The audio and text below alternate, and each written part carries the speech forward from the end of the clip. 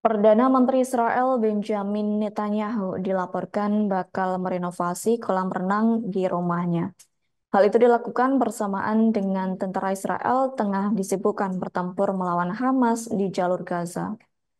Diketahui renovasi kolam renang di rumah Netanyahu itu menggunakan dana yang disediakan dari kantor Perdana Menteri Israel.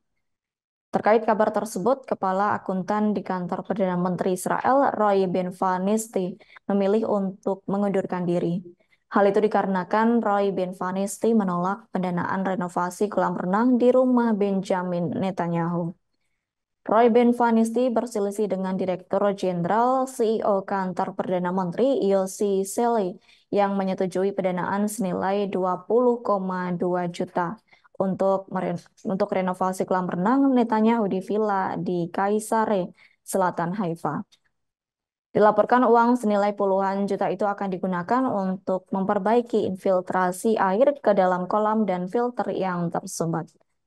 Menurut media berita Yediot Ahronot, Roy Benvenisti menolak keputusan Yossi Sele lantaran merasa perannya terlalu besar untuk mengambil keputusan pendanaan.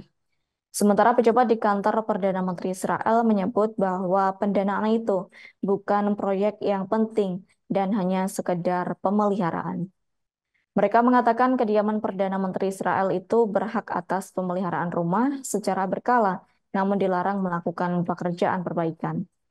Sebelumnya beberapa tahun lalu, kantor Perdana Menteri turut menolak permintaan Sarah Netanyahu selaku istri Benjamin Netanyahu untuk merenovasi kolam renang yang bocor di Kaisari. Namun Komite Keuangan Israel menetapkan Direktur Jenderal Kantor Perdana Menteri Israel untuk diberi wewenang agar menyetujui permintaan pembiayaan di kedua kediaman Netanyahu.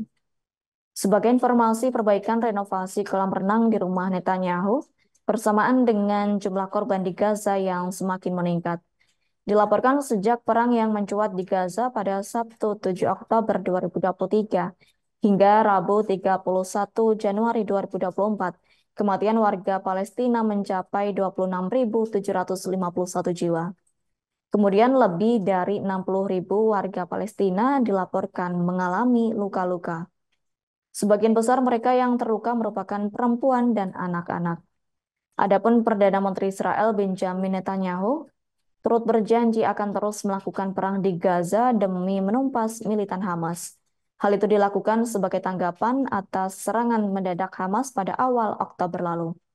Pasalnya serangan Hamas kala itu telah menewaskan 1.200 warga sipil Israel dan asing. Kemudian Hamas juga turut menyandra lebih dari 200 warga sipil yang berada di wilayah Israel Selatan. Terkini Israel memperkirakan terdapat 137 sandera yang ditahan Hamas di jalur Gaza, yakni setelah pertukaran 105 sandera dengan 240 tahanan Palestina pada akhir November 2023. Download Tribun X sekarang, menghadirkan lokal menjadi Indonesia.